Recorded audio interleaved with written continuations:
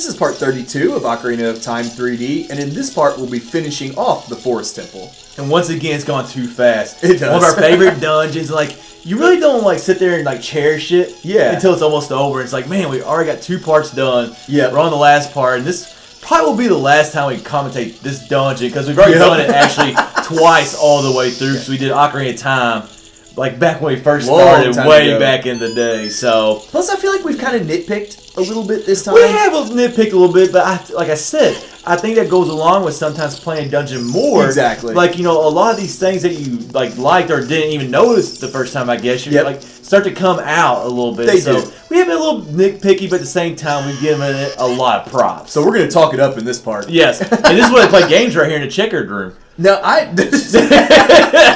was hoping you would get that joke it took me and a at least second. laugh a little bit. It took me a second. I think I might quit the commentary if you just didn't at least give me a chuckle no right sell there. it whatsoever.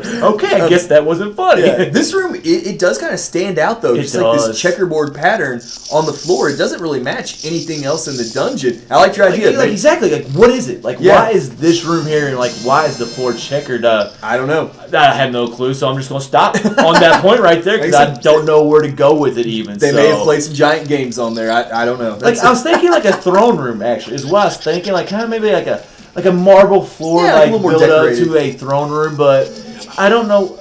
I guess this kind of looks like... no, it doesn't look like a throne room, so...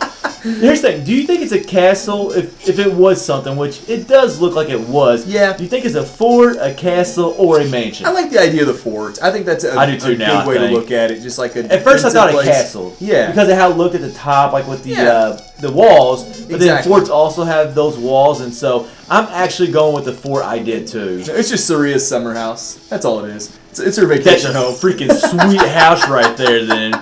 Now this puzzle... There's no way any Kokiri had money. Oh no. Like, look at their huts they live in. There's no...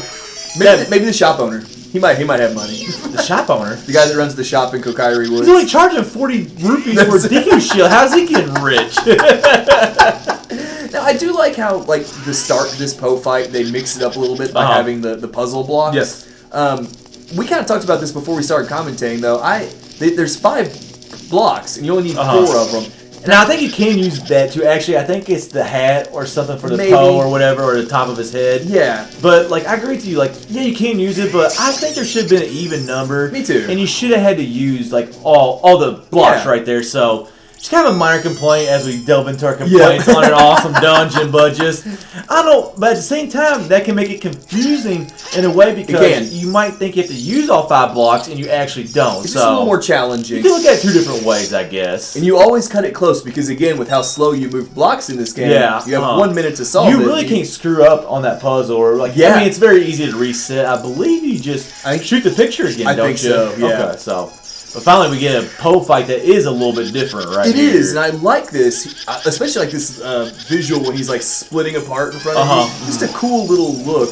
And I thought this was a fun Poe fight. I like how they bring it together right here. Okay, you bring everybody back. Well, not everybody. You know what I'm trying to say. Like, all the flames are here. But they bring the last Poe fight to the area kind of where it all started, or at least where you saw the cinematic. So this is kind of like a good... Like, it's showing it all come together really well. And I like the way you do this fight. It can be very tough. Thank you. Yeah, I gotta give you your props. About time. I gotta give you your props when you earn it.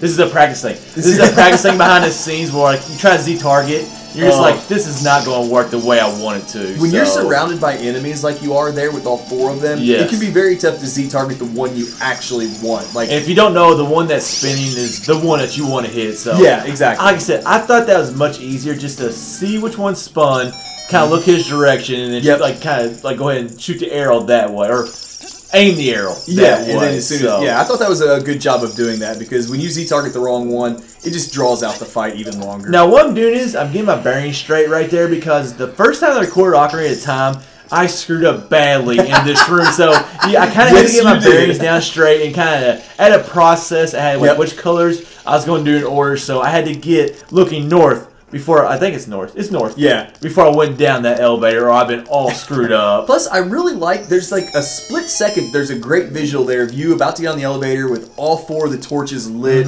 You're facing the right direction and everything. It's just it's actually a really good screen grab. Yes. Just one of those visuals. It's like, okay, the whole first, 2/3 of the dungeon came together. The I torches mean, really, the whole lit. dungeon is bringing those Poes together. It really is, because there's almost nothing once you go down the elevator. And you know what? Like, here we go, complain again. It's okay. One thing that I noticed as I've gone through this dungeon probably about 5 or 6 times now is that there really isn't a lot to this dungeon. There's not a lot of enemies. It's basically just walking around, kind of changing some rooms, backtracking a little bit, and just. But you know what? Now I think about it, not having a lot in this dungeon, kind of in a way adds to that eerie feel of the dungeon. It does. It feels very empty and haunted. Yes, type thing. Now, how's a bundle of arrows like only one arrow? I have no idea. That treasure chest shows one arrow, and then it says, "Congratulations, you got a bundle of arrows." Yeah. I do think it's funny, like we mentioned a little while ago, just like how some of these treasure chests just feel like rip-offs. They do. Like, yes, you do need arrows for the boss fight coming up, but we had like 3 treasure chests, I think, that were arrows. One of them was just the worst was the heart, because I'm pretty sure it only gives you 1 heart. I think so, so, if that gave you like 5 or 6 hearts, then okay, that's cool. But I'm pretty sure, like I said, it only gives you 1. I think so, too. But, man, I'm glad you got the order right in this room this time, though. This room it can be very confusing. It can just be so Here's the long. panes right there. See the panes? Like, there's actually 6 of them Love right that there. touch. I do, too. Just like, okay, a simple hallway. Let's throw some panes on it. And I think... Was that rope railing also right there too? I was not remember. paying attention. Well, it's definitely here now. Yeah, we get here again. In the boss fight. I love that symbol on the center of that What room. do the triangles on the outside mean? I don't know. Those represent stages? Because that was a very quick image, but I'm pretty sure there were 6 of them right there around the outside. We'll get a few more looks at it here. That's a good question. I mean, I don't know, but it really makes this room, along with the paintings, you can see like a stained glass window. Those are huge paintings, yes. The window. It makes this room pop, because it is kind of a dark room, but it just gives it some life. And I really do like this boss fight going along with like how I like the dungeon. Me too. Even though we complain, we really, like we said, we do love this dungeon. We love it. But this is just a fun boss fight. You got the paintings, a great concept of him coming out of the paintings. Yes. He's going through 2 different paintings. You got to choose which one. Just a very fun boss fight. Yeah, it's like seeing him come down the trail, like in the paintings, just looks really cool. And like you said, having to keep an eye on him to see which one he actually pops out of it's a challenge. And then also incorporating a horse into this small room, like it's something you wouldn't think you would get with a boss fight. It's almost like a headless horseman type feel to it. Just it's a phantom riding That's a horse. a very good point, actually. Now, one thing that drives me nuts is why is its name not Phantom Ganondorf? Why is it Phantom Ganon? Because Ganon is like the big piggly beast that we see in Zelda games, and that's obviously Ganondorf. So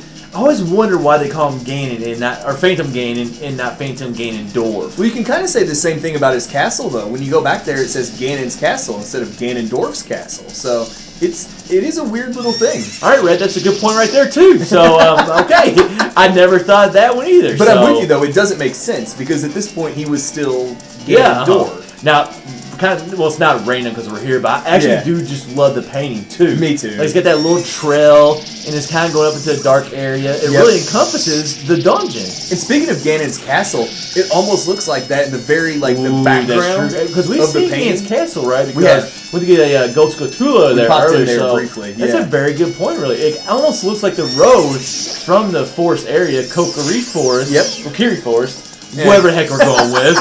Like, it looks like coming from there to Ganon's castle. Yep, and this is a neat little touch that I just noticed for the first time.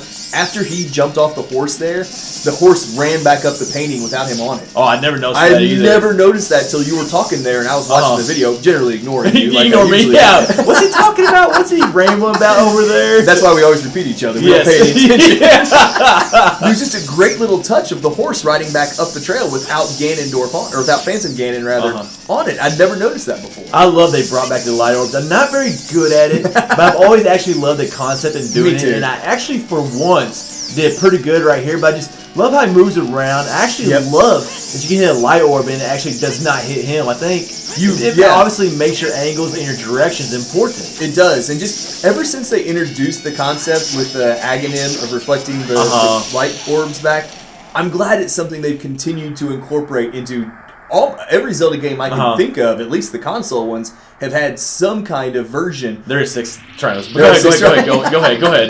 No, that's really all I had. It's like Aghanim was one of my favorite fights from back then. So for them to continue incorporating that every single time, I'm just a big fan. After failing so many times, I'm finally starting to get good at it. Like, you see right there, Yep. I did not struggle at all, but in the original recording of this game, it was bad. For like the N64 version, like, it was bad. I had to put like a transition. I just had to cut the video because there was a good 9 minutes where I didn't get one hit on him. Just finally, I'm starting to get the light orbs down. Yep, and I love the visual there of like him like disintegrating and then getting sucked down into the portal, like Ganondorf's voiceover says, this was a... Now, why did they banish him, or why did Ganondorf banish him to the gap in the dimensions instead of just banishing him? But anyways... Because he's an a-hole. This will go ahead and wrap up part 32 of Ocarina of Time 3D.